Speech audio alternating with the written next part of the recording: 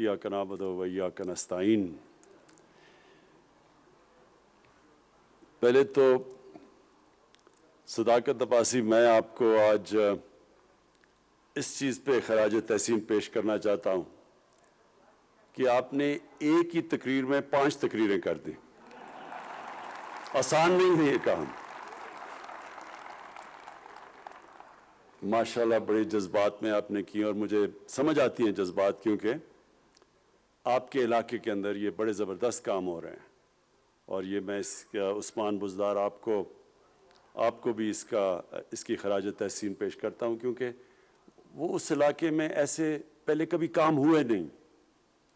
زیادہ سے زیادہ جس طرح ابھی صداقت نے بتایا کہ وہ بڑا سا گورنر ہاؤس جو ایک ملکیت ہی ہو گئی تھی ایک فیملی کی، اور اس میں آ کے وہ رہ لیتے تھے اور سارا خرچہ ادھر ہی ہوتا تھا۔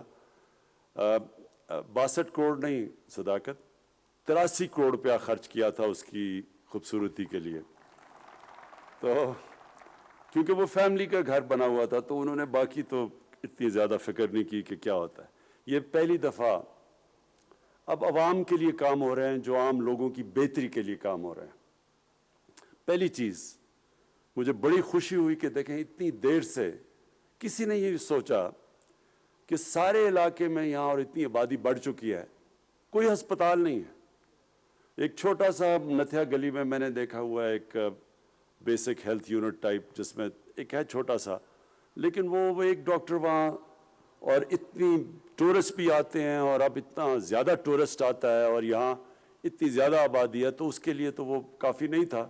تو یہ بڑا اچھا کیا کہ 370 کنال کے اوپر، اور وہ بھی اس علاقے میں 370 کنال ہونا بہت جگہ تھی۔ تو شکر ہے کہ کسی نے سوچا کہ اس کے اوپر ایک جنرل ہاسپٹل بنے جو عوام کی خدمت کرے۔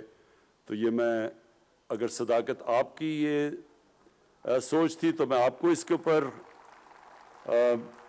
خراج تحسین پیش کرتا ہوں، اور اگر پنجاب گورنمنٹ کا بھی اس میں کسی نے سوچا تو یہ بہت اچھی چیز ہے کہ عوام کی، دیکھیں عوام کی سب سے بڑی ضرورت کیا ہوتی ہے؟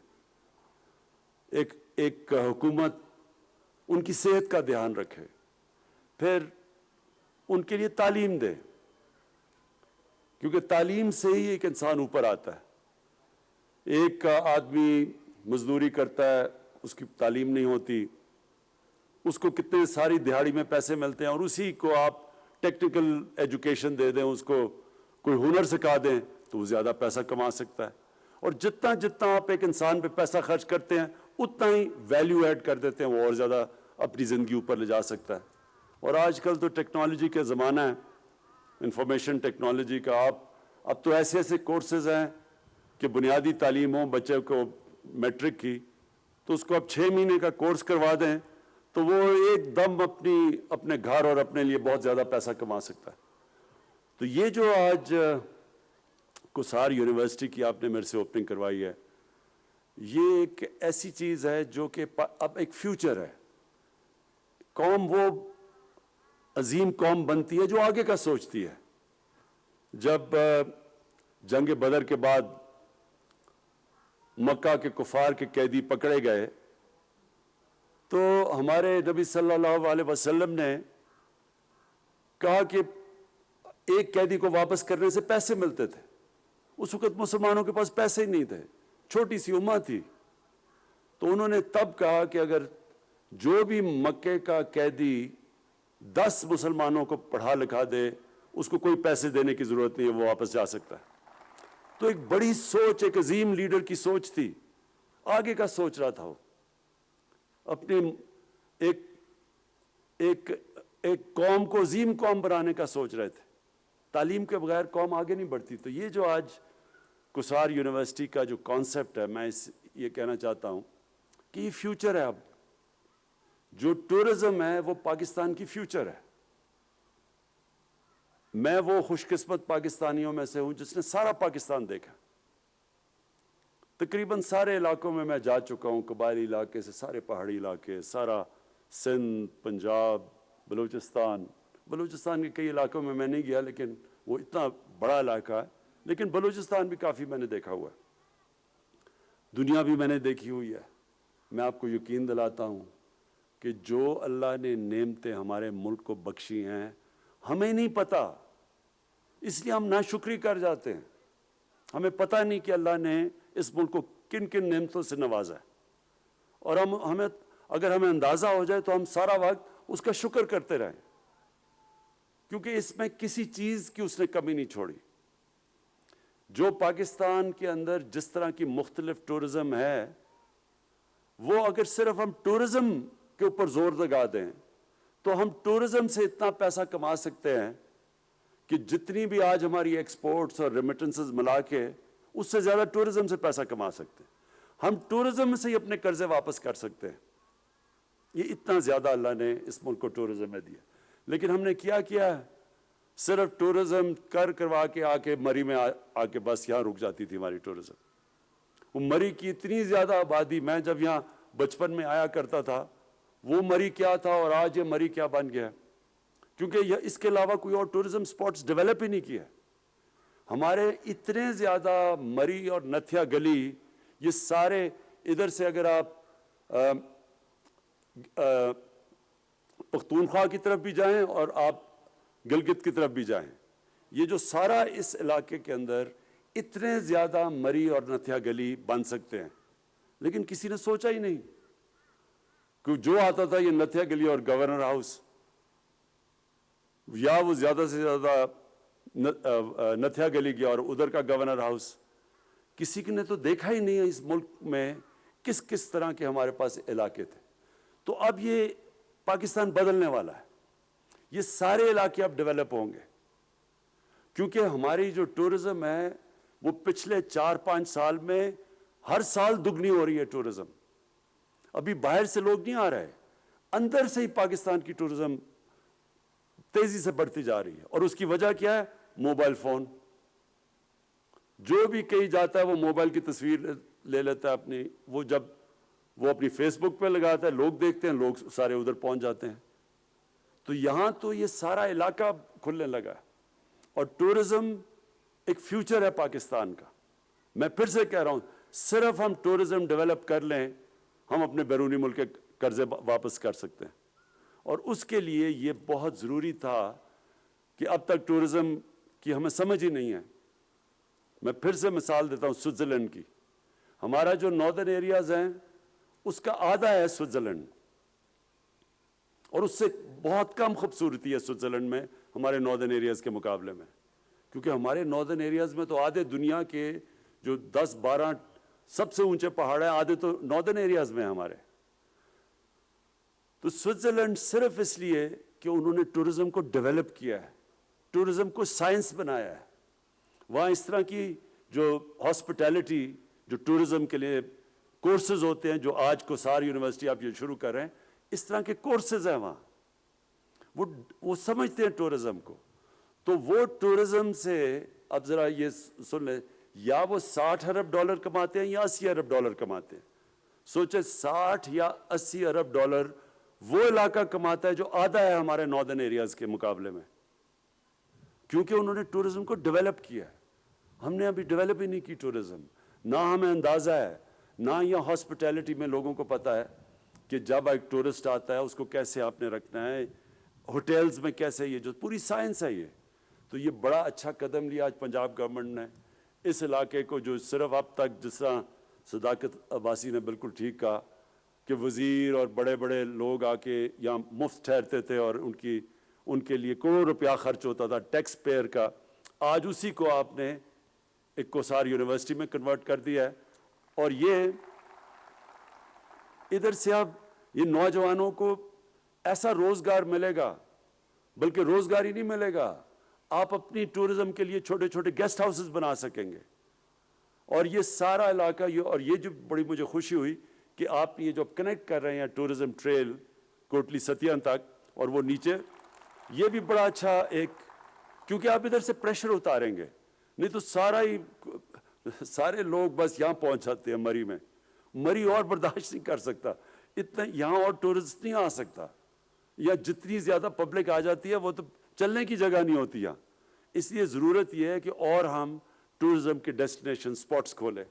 جیسے آپ کوٹلی ستیاں ادھر بھی میں نے دیکھے بڑے خوبصورت علاقے ہیں، ادھر بھی ہم کھول سکتے ہیں. اور ادھر سے جب ہم شمال کی طرف جائیں گے آپ ادھر دیکھیں گے کہ ادھر بھی سارا ناردرن ایریاز یا سارا یہ جو پختونخوا جو سارا بیچ میں آتا ہے چترال تک، ہر جگہ کے اندر ہم زبردست اس طرح کی جگہ بنا سکتے ہیں تاکہ ہمارا ٹورزم صرف ایک ہی جگہ نہ آئے، سارے علاقے میں جائے.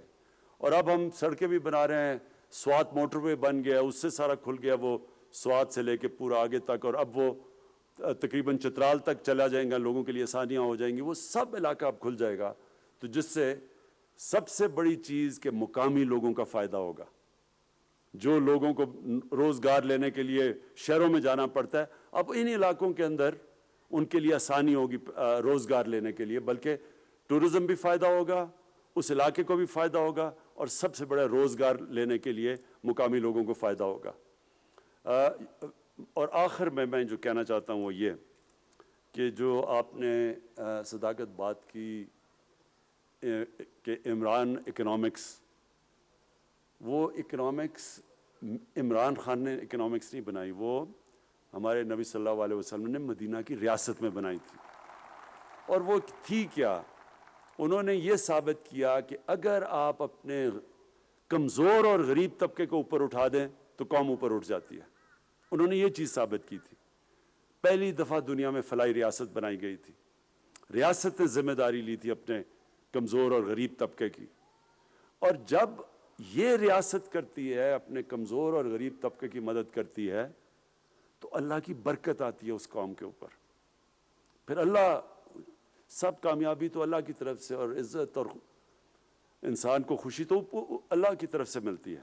تو جو قوم جس میں احساس ہوتا ہے اپنے کمزور طبقے کی، اللہ کی برکت آتی ہے اس قوم پہ. جب جتنی میں نے دنیا دیکھی ہے، جو دنیا میں سب سے خوشحال ملک میں نے دیکھے ہیں، اسکینڈینیویا ایک علاقہ ہے جو سارا ناروے، سویڈن اور ڈنمارک، جتنے بھی دنیا کے خوشحال علاقے ہیں، ان سارے علاقوں کے اندر ایک چیز سب سے زیادہ نمایاں ہے، وہ اپنے لوگوں کی بنیادی ضروریات پوری کرتے ہیں. انہوں نے سب سے زیادہ زور لگایا اپنے ملک میں غربت کم کرنے کے لیے، اس لیے وہ خوشحال ہیں. تو جو مدینہ کے ریاست کا ماڈل ہے، وہ اگر غیر مسلمان بھی وہ اس کو اپنا لے تو ادھر بھی خوشحالی آ جاتی ہے. صرف یہی نہیں کہ آج اگر دوسرے ملک زیادہ ہمارے سے آگے نکل گئے ہیں جو مسلمان نہیں ہیں، اس کی بہت بڑی وجہ یہ ہے کہ انہوں نے وہ کام کیے، انہوں نے وہ پرنسپلز پہ چلے، انہوں نے وہ سٹیپس لیے، انہوں نے وہ قدم اٹھائے، جس کی وجہ سے وہ قدم اٹھائے جو مدینہ کے ریاست کی اصول بنائے گئے تھے ہمارے نبی صلی اللہ علیہ وسلم نے. تو جو قوم ان اصولوں پہ چلے گی وہ اوپر آ جائے گی. تو مجھے جو آخر میں جو کہنا چاہتا ہوں، سب سے زیادہ خوشی یہ تھی کہ جب پختونخوا میں ہماری حکومت آئی 2013 میں، تو بہت برا حال تھا، کیونکہ وار آن ٹیرر کی وجہ سے تباہی مچی ہوئی تھی. وہاں پولیس کا بہت برا حال تھا، کیونکہ وہ ڈائریکٹ اٹیکس کیے جا رہے تھے. بڑے کوئی 500 پولیس والوں نے قربانیاں دی تھیں، شہادتیں دی تھیں. لوگ پشاور سے اٹھ کے آ کے اسلام آباد میں زمینیں لے رہے تھے.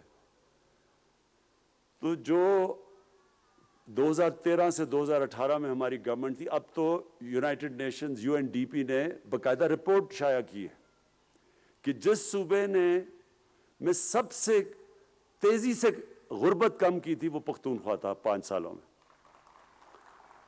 اور اب جو UNDP کی رپورٹ آئی ہے، امیر اور غریب میں جو فرق کم کیا گیا تھا وہ پختونخوا میں ہوا تھا ان 5 سالوں میں، اور اب ہو رہا ہے.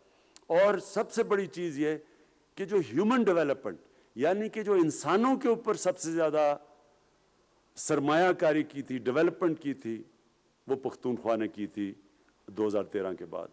اور یہی میرا ماڈل ہے انشاءاللہ پاکستان کا، کہ سارے ملک میں ہم انشاءاللہ اپنے نچلے طبقے کو اوپر اٹھائیں گے، انسانوں کے اوپر زیادہ توجہ دیں گے، ان کے اوپر پیسہ خرچ کریں گے. ہمارا جو مرکز ہوگا، ہماری جو مین فوکس ہوگا، وہ ہمارے لوگ ہوں گے، اور خاص طور پہ وہ لوگ اور وہ علاقے جو پیچھے رہ گئے ہیں. تو اس کے اندر آپ کے بھی علاقے آ جاتے ہیں، سارا جتنا علاقہ یہ پیچھے رہ گیا، اس لیے لوگوں کو یہاں سے باہر جانا پڑتا ہے نوکریاں لینے کے لیے، اور یہاں سے نوجوانوں کو نیچے جانا پڑتا ہے. تو ہماری اب پوری کوشش ہے انشاءاللہ کہ ان علاقوں کو ہم ڈیولپ کریں تاکہ یہاں نوجوانوں کو اپنے علاقوں میں نوکریاں ملیں، بجائے ان کو اپنا علاقہ چھوڑ کے کہیں اور دور جانا پڑے۔ بہت بہت شکریہ۔